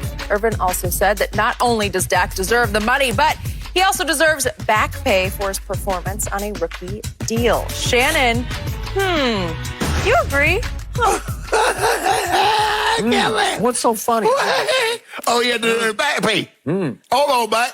Now, I know everybody that's watching the show today. Remember when Mike came on the show at the Super Bowl? Do I? And said, Dak should give him a discount. The Cowboys, you know what we do. We win. That's it. That's good. Now, all of a sudden, now he deserves back pay, which I've been telling you. No, Dak does not deserve back pay, but he damn sure doesn't deserve to give them any money either. No haircut, Skip. I'm going to let my hair grow out. Grow me some dreads. That's what Dak says. I want that money long, like this high. That's what he wants, and he deserves it, Skip. Dak Prescott is 27 years old. He hasn't missed a start. In 4 years, he's won 2 division titles. He's Rookie of the Year. So what is that worth, Skip Bayless? That worth premium money. Now, all of a sudden, Dak is the only quarterback that when it came, normally what happens, quarterback sign, he get X. The next guy comes along, he get a little more than X. And the next guy sign, he get a little more. Now, Dak Prescott, he ain't top 5. He ain't won no Super Bowl. He ain't Mahomes. When quarterbacks got based on whether or not they were the best player, best quarterback in the league. No quarterback's ever been paid like that. But now all of a sudden we want to hold Dak to a standard that we've never held other quarterbacks to. Really? Dak Prescott said, I tell you what, Jerry, you want me on that 5th year, $45 million. And since you leaked that information, it's not going to cost you $48 million. Really? Yep. Okay. I'm going up. And the longer you take, the more I want. Well, unfortunately, you're going down to the franchise tag, which is $31.4 million for this next year. And I think you're going down again to another franchise tag, which is about $37 million for another year out, right? No. So you'll average about 36-ish, which is 35-ish, which is the money that's on the table right now from Jerry Jones for 5 years. We don't want that. So the man across from me has taught me from the start on this show that two things can be true. You can get back pay, and you should also take the deal on the table because it represents a lot of back pay. Because the deal on the table right now would immediately make you the highest paid quarterback in all of pro football. Your annual average would be a little above Russell Wilson's. You don't think Dak Prescott is better than Russell Wilson, but because of the timing, because he's right place, right time, it's time for him to be the top paid quarterback. And if he just signed that dotted line right here, right now, today, this afternoon, Jerry, let's get together this afternoon. Let's have a party because I'm going to sign the deal on the table for, I think it's around $36 million a year with $110 guaranteed. And I'm talking about full on, flat out guaranteed, $110 million. It's an extremely fair deal. It's why Michael was saying to us at the Super Bowl on South Beach in Miami, Dak, it's time to take the deal on the table. It has back pay included in it because, yeah, you have been underpaid. Here's what Dak has made in his first 4 years. Twice, obviously, made the Pro Bowl, and twice they won the division. First year, $1.2 million because he was a fourth-round draft choice. Then it fell to $941,000, then $630,000. But last year, it bounced back up to $2.2. So he's made about $5 million $5 million. for That's 4 years. That's what he made. Okay. And all of a sudden, you could leapfrog Russell Wilson. You could vault all the way to $36 million a year from a grand total of 5 for 4 years. That's pretty great money. You do realize Russell on his third contract, right? Mm-hmm. Then Russell Wilson's third contract. Okay. So he had a contract before this one that was paying him $19 million a year. I got it. Okay. So Dak said, I didn't know. Dak said, I tell you what you do, Jerry. If you go ahead and wire in an offshore account, you give me the money that Wentz and Goff made in their first 4 years, put that in an offshore account, and then come give me that $35 million, we might can do a deal. Really? Yeah. So you want Dak Prescott to make more than Patrick Mahomes is about to make? No, he ain't gonna make that. No. Pat Mahomes about to get about a quarter of a bill. Okay, and that would average maybe 50 a year? He gonna get well, Skip, he probably gonna do an extension, a 4-year extension with 2 years, so 6 for about $240. What's the math on that? 40. It's more than 50 a year. No, right? 40.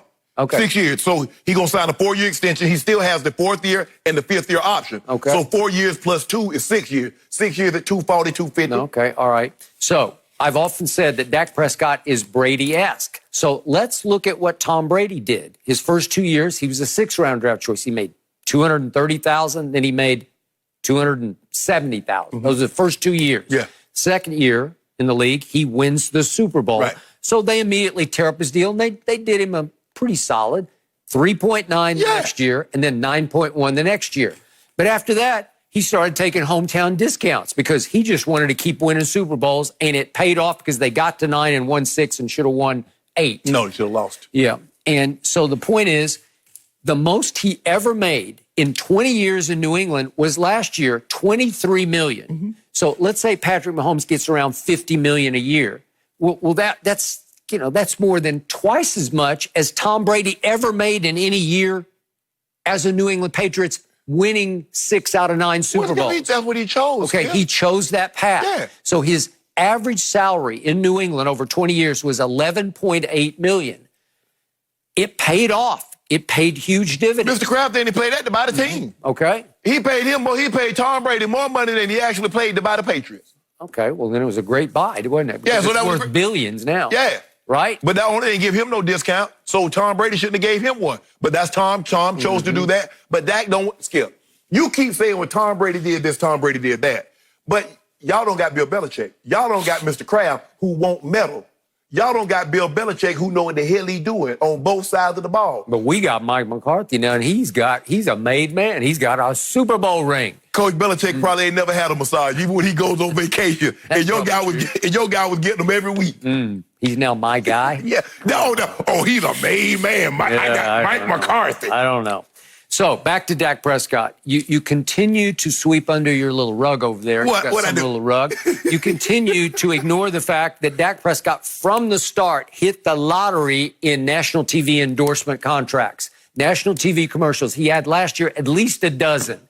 I don't know how much that totaled, but it was a whole lot of money that only the quarterback of America's team is going to make. So you have to factor in that while he's made $5 million only in salary, I don't know what he's made, $50 million off the field. Well, whatever. He's made a lot of money over the last 4 years. Well, let me ask you a question.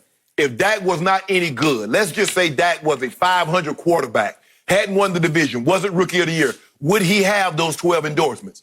Okay, he got them because they broke right through, he and Zeke, and they won the division. They did. As rookies, they won the division, and he was the offensive rookie of the year and made the Pro Bowl as a rookie. Well, now you're a made man endorsement-wise because you're golden.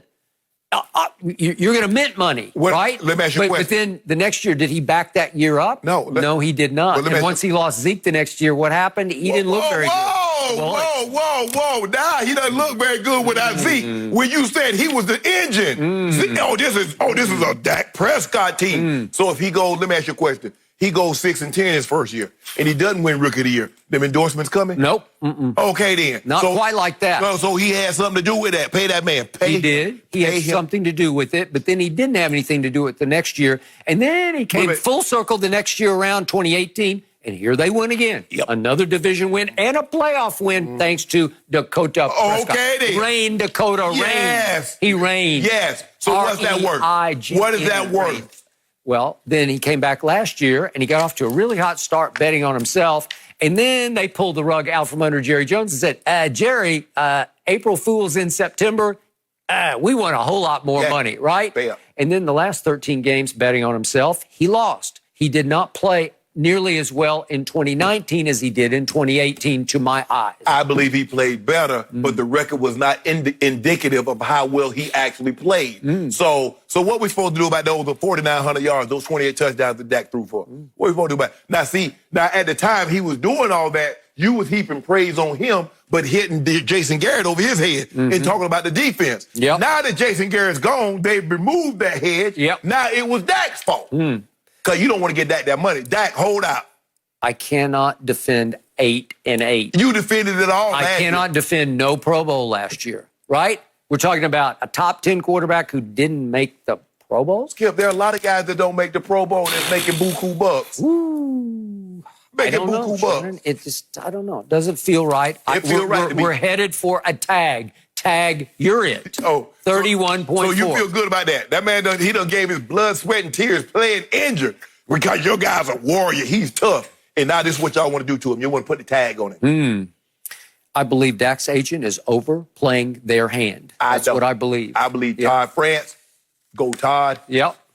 I believe that Shannon Sharpe wants my locker room and my salary cap decimated. This should have no impact on your locker room because Dak is sat back and watched everybody get paid. He making peanuts and watching guys getting $20 million. He watched D-Law get $20 million. He watched Jalen Smith get paid. He watched every offensive lineman. Travis Frederick has since retired. Zach Martin, Tyron Smith. He watched all these guys, Coop, get paid. Dak said, when is my turn? My turn, I need. So if Jerry gives him $40 million, which he wants a year, that would be twice as much as D-Law makes. And then D-Law's going to be looking side-eye at Dak like, you better live up. You better stand up. You better play up. Dak said, hold on, wait a minute. I've been waiting for you to live up to that $20 million you've been making a year. I'll buy that. So Dak said, he don't watch Mama Bird, which is Jerry Jones, feed all the other birds. Mouth open, he just dropping worms in their mouth, just feeding them. And there's Dak crying. Ain't nothing. He ain't got nothing. That's a big golden worm. So that's what he wants. So he wants a $50 million, a big old nice one too, Skip. So pay him. Wreck us. That's what you want. It's not pay us, it's wreck us. Did Mike say pay? Mike said they should pay the man and pay him back. Back pay him. Yeah. Two things can be true. I've heard that before. It's interesting. I feel like Shannon says it often. Shannon, you are kind of wearing Cowboys colors today. Interesting. This Nipsey Hussle. Interesting. All right. No mercy. Bills rookie quarterback Jake Fromm apologized for a text from 2019 that was released about guns. Fromm said that they should be expensive so that, quote, only elite white people can get them. So, Shannon, how much damage will this do to Fromm's NFL career? Well, Skip, he's made it very difficult on himself. He's going into a locker room and he has this, not basically his credentials, but this is the main thing that guys are going to be talking about him about and talking to him about. I think the thing that he does have in his favor, Skip, is that he's a backup. So he's not gonna get the attention as if he was a starter. Drew Brees is a starter. That's one thing, and this is totally different. But what Drew had working on his side is that Drew had done so many things in the community, and he's built up good. He had a nice relationship with the community. But this young man does not have that. He's coming out of nowhere, and the question is, okay, what are you sorry for? Are you sorry that your text message got out? Do you understand why what you said was wrong? Do you believe what you said was wrong? Because, Skip, there's levels to this. A lot of times people say things and that, knowing that, okay, if they offend a certain, especially if it's the African-American community, oh, they'll forgive us. You know, they're very forgiving, so they'll forgive us. The question that I want to know, what are you sorry about? Do you understand how what you said was so wrong and how what you said is the basis of why we're here and why things are as they are in America? Do you understand that? And so for me, Skip, look, I'm not saying a person shouldn't be forgiven because I don't believe you can be free without forgiveness. But that doesn't mean I got to forgive you. You say something today and then you apologize tomorrow that I got to forgive you. It says I'm going to have to forgive you and I'm willing to do that. But that doesn't mean it has to happen immediately. So I believe he has his work cut out for himself, Skip, because that is the exact definition of what racism is. Yep. It is a belief that I should be entitled to something that you shouldn't, solely based on the color of my skin. So what do we know about Jake Fromm from a football standpoint? He was pretty good at Georgia. I never loved him. I didn't think he should be a high pick. But most draft analysts thought he was a steal in the 5th round for the Buffalo Bills. Right. Obviously, they have a quarterback they like. I guess they might even love Josh Allen. Right.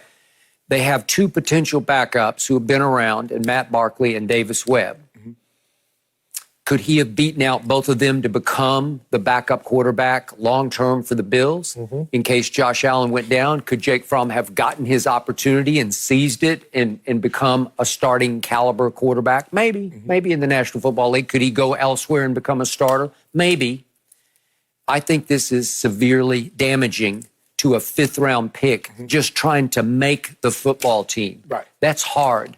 Oh, He's absolutely. not established. Right. You know what it felt like to be a 7th-round pick going to camp with like 100 rookies out there at camp thinking, where do I make my place on this team? It's got to be on special teams. And they brought back every veteran receiver from the Super Bowl. From the Super Bowl. And yet you could play special teams, and you did play special teams at a high level right out of the box because that's how you said you made the football team, that's exactly how I made the team, yes. Jake Fromm cannot play. I don't think he can play special teams. Maybe he would volunteer now to play special teams. He can be a holder. Well, that's the only special team. But I'm saying, as far as actually contributing on kickoff coverage, I don't think so. Go ahead. You finish. So the point is, this female acquaintance of his at the University of Georgia, don't know if it's girlfriend or just friend, she betrayed him. But she thought it was a very necessary betrayal because she said, as she posted in text conversations with her friend, that she thought this is her part in helping the cause. She's also been posting right and left about how deeply moved she is about the murder of George Floyd. So she's very swept up. She's very emotionally invested in this cause, as a lot of white kids seem to be who are showing up for the protests in numbers. And I keep telling you, every time I turn on a demonstration or a march, it feels like it's about 50-50 black-white, and there are also other colors in there, I should also add. But the point is, she is swept up in that white movement to the point that to do her part, she looked back at old text messages from a year ago I don't know exactly if it's 2019. I don't know how far back into the year. And pulled that one up because it had caught her eye and stuck in her craw. So she said, yeah, I'm going to betray him. I'm going to put him on the hot seat in Buffalo. But she said that I don't think he'll get fired over this, but I think he'll have to make a statement. And she thought the compelling of her friend, Jake Fromm, to make a statement, which he really did. It was an apology and it was profuse, that she thought that would do more good than harm. Right. And wouldn't cost him his career. I don't think she really got the gravity of it could cost him his career. Yeah, he's not a first-round pick, Skip, because what did we hear with Colin Kaepernick, Skip? We don't like distractions. Now, we're talking about a distraction that had gone to the Super Bowl. Yep. A guy that had the most rushing yards for a quarterback in NFL history in a playoff game. And remember what he did to the Packers? Not once, but twice. In the regular season and in the postseason. At Lambeau. Yeah. And taking a team to the Super Bowl and was a throw away from possibly winning the Super Bowl. A controversial throw. Yeah. Should have been passing. We don't want no distraction. Yeah. What about a 5th round draft pick? See, Skip, the notion is that, he plays with blacks. How many pictures you think he done snapped blacks guys? I mean, they got snapshots of him slapping Chubb and Sonny Michel on the butt and Nicole Harmon hugging them. And all the while feeling he's better than them because of his skin. Okay. So that's what he's up against. Do the Bills, Buffalo, really want that distraction? Do they really want that? Because I can see if he was a first-round pick, but a 5th round pick, do we really want to have to deal with that? It's going to be interesting to see. And if they cut him, which is possible, then you know how this league operates. The sheep think of, if they cut him, can we risk saying, we'll take it? No, I don't know. So what's your gut feeling about the choice that she made to betray him and expose his racism for the cause? Fair or foul? Inbounds, out of bounds? Skip, I don't agree with it, Skip. I think the thing is, for me, is that, especially like, now, what is different, Skip? If I'm threatening to, harm somebody or something like that, but I feel if I send you something in a private conversation, that should remain between you and I. Even though, she believes some good could come out of it. For me, Skip, I can't betray someone's trust like that. I just couldn't do it. Even though I know what he said or what she said, I couldn't do it. I couldn't do it. That's just me. This is going to be tough for him because Matt Barkley's pretty good. So they'll just say, hey, Josh Allen has proven to be pretty durable so far. And I think they might just say, hey, we'll be fine with Matt, or Davis Webb for that matter. He's pretty good. Right.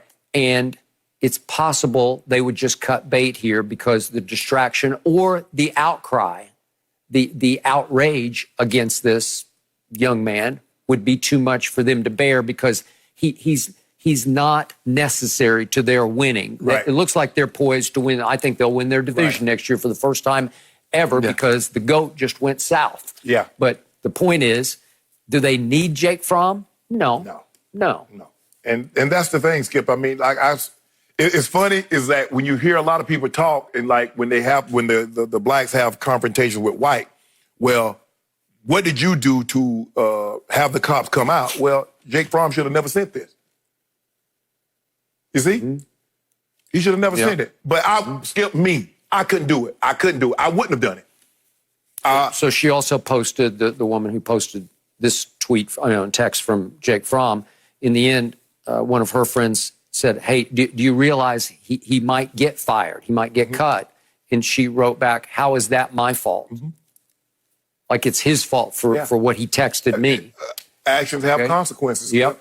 And that's what we're asking. That's what we can. Your actions have consequences. You have to think. Anything that you do, okay, what's the consequences of my actions? He's skipping not in a million years. Now, if you think that's the only thing that he's ever said or he's ever sent out, you're sadly mistaken. Yep.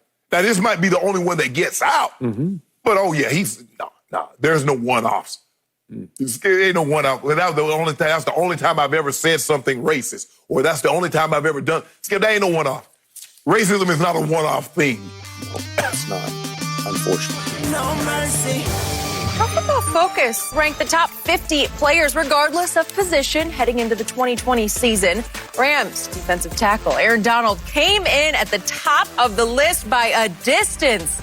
Coming in at second was Patrick Mahomes, but all the way down at 24th was, that new Bucs quarterback. And I love him. I know how Skip feels. Skip, do you have a problem with this? What?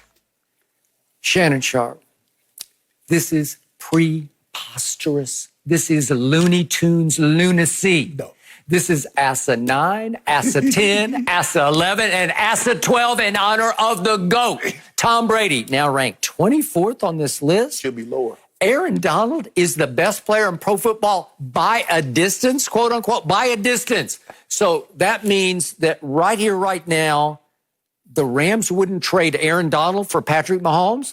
Baloney, they would. Yes, they would. They would in a heartbeat. They'd say, please, we will do it. We will crawl all the way to Kansas City to pick him up and bring him back. You can have Aaron Donald. Oh, stop it. So right here, right now, if the Rams said to Tampa Bay, we will give you Aaron Donald and Jared Goff for Tom Brady, what do you think Tampa Bay would say?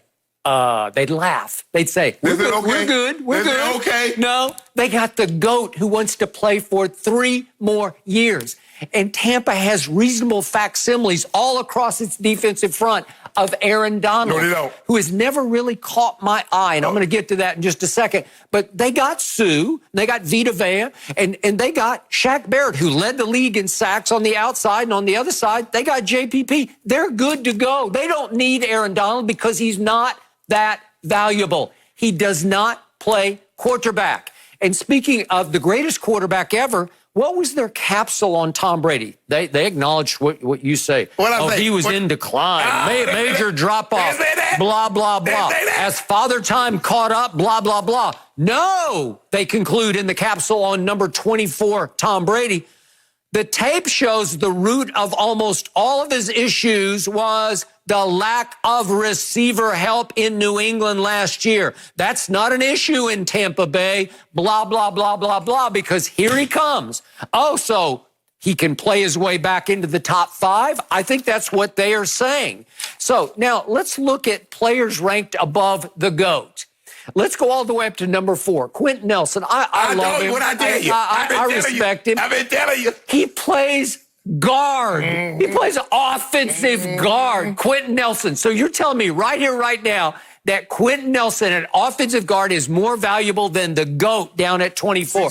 Stop it. Yeah, Stop it. It's just lunacy. I told you this 2 weeks ago. It's not about value. They said the best player. The best player at positions? Are you saying he's just that much better at his position than Tom is at his position? Yes. That's ridiculous. Yes. You can't rank players on value like that. You can't confine them just to their position. They all fit into the whole of 11. I'm sorry. So I look at Christian McCaffrey. I love him. We had him on at the Super Bowl. Listen, if you would give right now the Carolina Panthers Tom Brady in place of Teddy Bridgewater, they'd say, yeah, we'll take him. My nephew, how? More valuable. He is your nephew. I get it. And then his former teammate at number 12, Stephon Gilmore. He is really good at what he does, but what he does is not more valuable than what the GOAT does. I'm sorry, he's 12th on this list. He was better last year than your guy was. Richard Sherman is 14th. Sherm. Come on, Sherm. Stop it. Fletcher Cox. I respect him. Blah, blah, blah. Philadelphia Eagles. Blah, blah, blah. He's not better at 15 than the GOAT. And then Jamal Adams. Really? Jamal Adams at 20 ahead of the GOAT? Yep. And Cam Jordan, we talked about him earlier. Yep. He's a nice player, but he ain't no GOAT.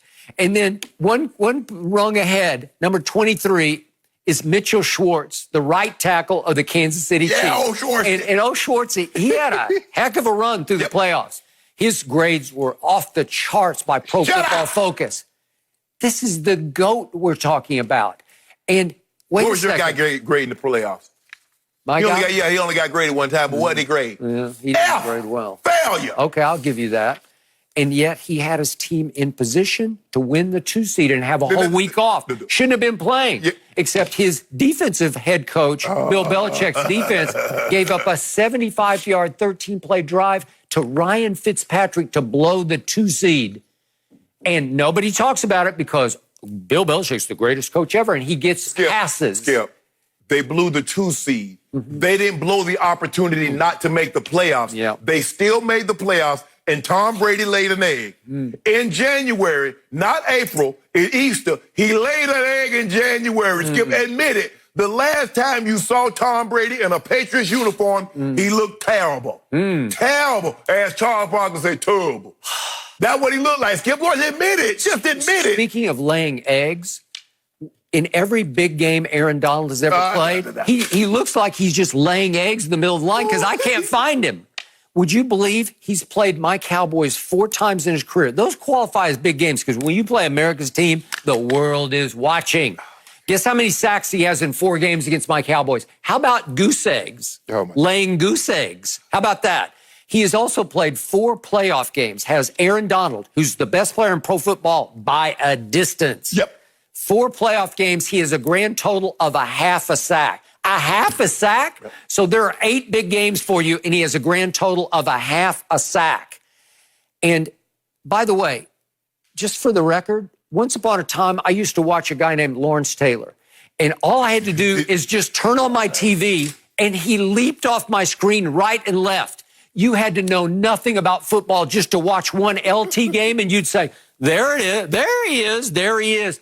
He was unblockable coming off the edge. I could see it like that. So I just make sure I'm hearing you correctly. So because Aaron Donald is not Lawrence Taylor, therefore he's not worthy of being number one. Let's move to the interior of the line. Let's move to Reggie White. Every time I turned on a Reggie White game, it would leap off my screen that there's that force in the middle of the line that 2 or 3 people cannot control. He was a disruptive force that even someone from Mars could drop into my living room and watch pro football for the first time ever. Said, that guy's really good, that Reggie White guy. You know, I'm glad I'm from Earth because I can watch AD and AD begin folk that work. Yeah, but I got him in number 2 on my list. You know who I got number 1? My homeboy. I'm my homeboy number 1.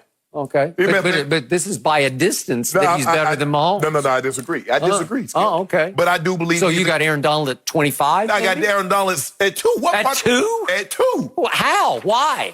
What you mean? Well, seriously, every time. Listen, I have watched entire Aaron Donald games, Cowboys and playoff games. I have watched entire games in which I say, did Aaron Donald play today? Or was he hurt? I have to look at the play-by-play to look and make sure on participation. Did he participate today? Nobody gets up. You're telling me, what are you talking about? Aaron Donald reminds me he's a combination of Sapp and Johnny Randall. And I played against both of them. Johnny Randall and I came in the league together. Randall went into the Hall of Fame a year before I did. So he's a combination of them. Great handwork, could wipe on, wipe off, could rip, could hump. He does it all. Game changer, man. He just dominates. Dominant. No, he doesn't. Really? Skip, I don't want to get into, I have Mahomes at 1. I would take Donald at 2. But I don't want to, get into that because we nitpicking. I mean, I would take Mahomes because I believe he's the best player in football, and I believe the distance between him and the next best quarterback in football is the distance between him and what Aaron Donald is and the defensive player in football. But my problem is Aaron Rodgers not in the top 50. That's some bullshit. You know that. I know that. I don't know that. You do know that. What have I been telling you for 4 years? In decline. Stats keep falling. 26 Pro and Football 4. Focus says we can't legitimately put him in the top 50 anymore. 26 and 4. 26 tubs, 4 picks, and he went to the NFC Championship game. How is your guy ranked higher when he didn't go as far and didn't have the touchdown to interception rate? Your guy last year ranked 18th in the league in QBR, and he ranked 23rd in the league in completion percentage. And guess what? Your guy was behind my guy in QBR and completion percentage. But your guy had a true number 1 in Devontae Adams, and he had Jimmy Graham, and he had another little Aaron named Jones, who was the real MVP of his team. What about Sonny Michel?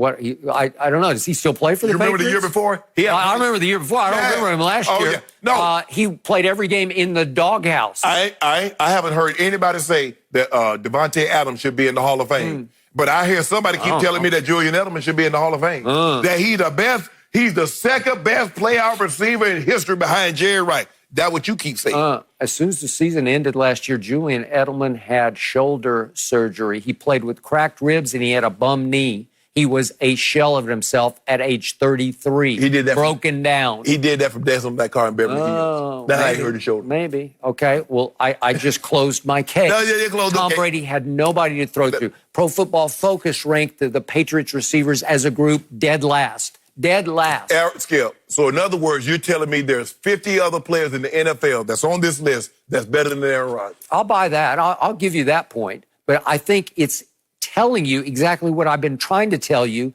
Last year was not about Aaron Rodgers. It was about an opportunistic defense that kept taking the ball away. Who had a more opportunistic defense than the Tampa Bay? The first 7 weeks, they were getting pick after pick six after pick six after scoop and score. You mean New England? New England, yes. Yeah. Who had a more opportunistic defense than the Patriots? That until week 8 was the case. And then once they ran into Lamar and company, it was game over for that defense. And down the stretch, that defense was horrendous. It was a liability. A lot of people have problems dealing with Lamar, but that does not change the fact that the Patriots defense finished number 1. It got exposed. Number 1. Did they finish number 1? Ryan Fitzpatrick, 75 yards in 13 plays, including the game winner at the buzzer, a 5-yard pass to Gesicki. To lose the 2 seed? Stop it. What about Kansas City? Kansas City came in there and did the number on y'all. Yeah. Kansas City got a top 10 defense. On who's y'all? I don't know who we're talking about. Patriots. Yeah? Yeah. Did a number on you. Well, all I know is Tom Brady 2 years ago, he went to Mahomes' house and beat him in overtime with 3 straight 3rd and 10 conversions. Did Mahomes get the ball? And then we came to your house and took all the stuff that you took out of our house. We took it back and went to Kansas City and won the Super Bowl. Well, if Bill Belichick had done his part, we would have been having a whole different conversation. You see why do you do that? It's like when Tom plays bad, it's always someone else's fault other than Tom. It's Coach Belichick's fault. It's the defense fault. But you don't give that defense credit. When they gave up the Rams only 3 points in the Super Bowl, you ain't mention the defense. You just see those 4 passes that Tom made, gave up 3 points. You didn't mention Coach Belichick's defense. Now, all of a sudden, your guy laid an egg, his final game in a Patriots uniform. He laid an egg. Okay. Well, he had him in position to win the 2 seed, but you were in the playoffs as the 3 seed, and you took the L. I will bet you that 1 year from today, I will bet you 5 cases of Diet Mountain Dew that Tom Brady is top 10 on this list 1 year from now. Bet? Bet. Got it. Bet. Done. Bet. Love it. Done. 5 cases. I'm going to swim in Diet Dew. No, you're not. You about to lose between the Cowboys and the NBA playoffs. Yep. Oh, you about to be done. Let me just say, it feels good to hear you guys argue and debate in person, and I like these bets. No mercy. Pro Football Focus, guys, ranked all 32 projected starting quarterbacks for the 2020 season. Dak Prescott came in 11th overall, just 2 spots ahead of Carson Wentz at 13. Shannon, do you agree? This is hard for you here. No, I don't agree. I believe Wentz is the better quarterback, but I believe Dak should be the highest paid quarterback. That's how we do things. Skip Bayless, tell you how I feel. So you feel strongly both ways? Yeah, I feel Wentz is the better quarterback, especially after what he pulled off last year. Taking a team to the playoffs with really no receiver. Not one receiver had at least 500 receiving yards. Lane Johnson missed the lion's share of the season, a lot of the season, especially the last 4 games in the playoff game. His best is a right tackle. And for him to be able to do that, throw for 4,000 yards, not have a receiver, and Skip, he was throwing to receivers that began the season on the practice squad. And for him to do that, man, we remember what happened with Dak when Dak didn't have Amari Cooper, right, Skip? We remember when he didn't have Tyron Smith, right, Skip? We remember when he didn't have Lyle Collins, right, Skip? What happened? They didn't make the playoffs. My guy didn't have all that and made the playoffs. So you sound like Jerry Jones. Negotiating against Dak Prescott, no. right? Yes, you're having a hard time with this one because I'm hearing both sides of mouth. And then I come in there with Todd France. They got that right ahead of Carson. Really?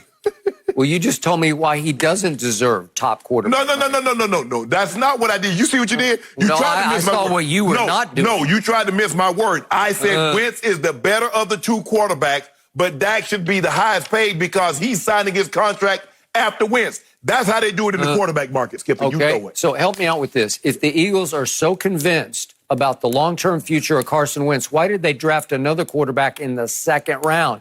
A quarterback I told you all year will be a starting quarterback in the National Football League. If they were so convinced that Dak is the guy, why would they give Zeke Elliott $50 million guaranteed at the running back position? What other quarterback has a $50 million running back in his backfield?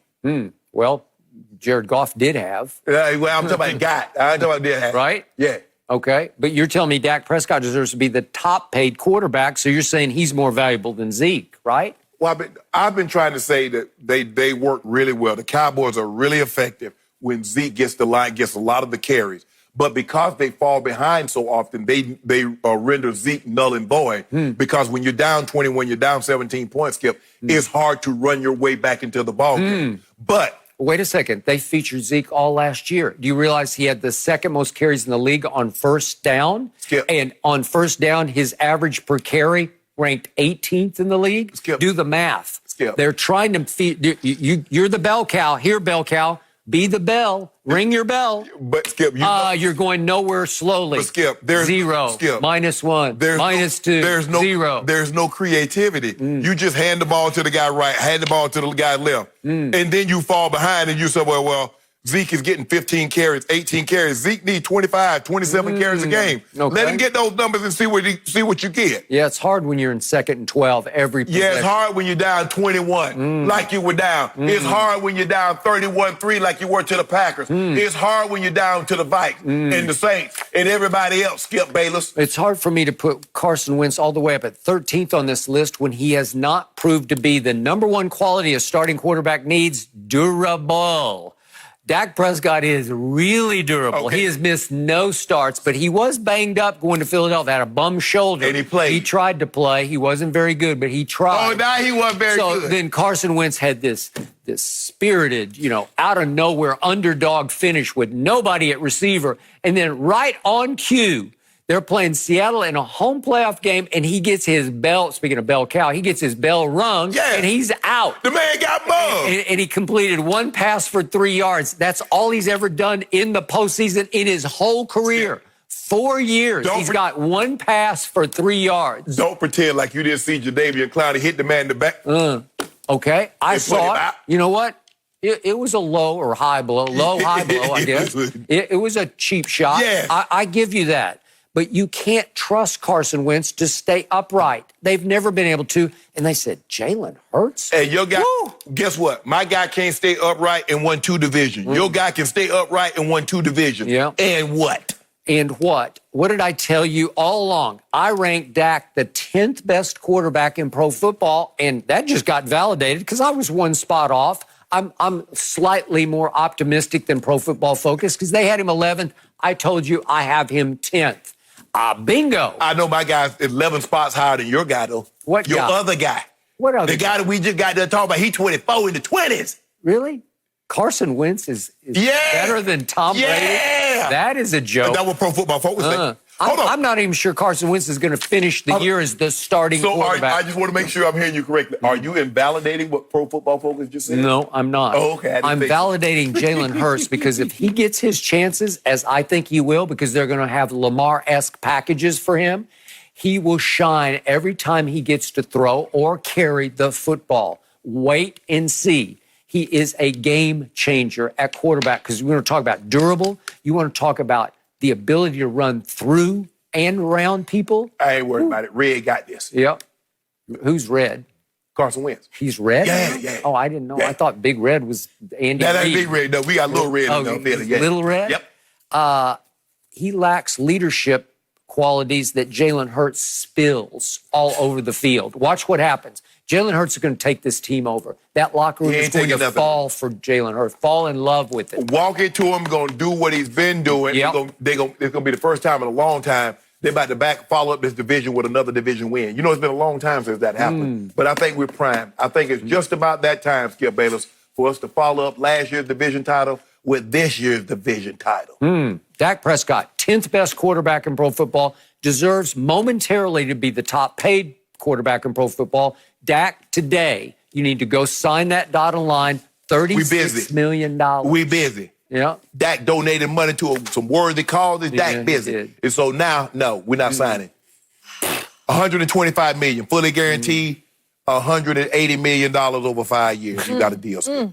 Interesting, guys. That is all the time we have. We will settle this another day. Thank you for joining us today. We're back Monday, same time, 9:30.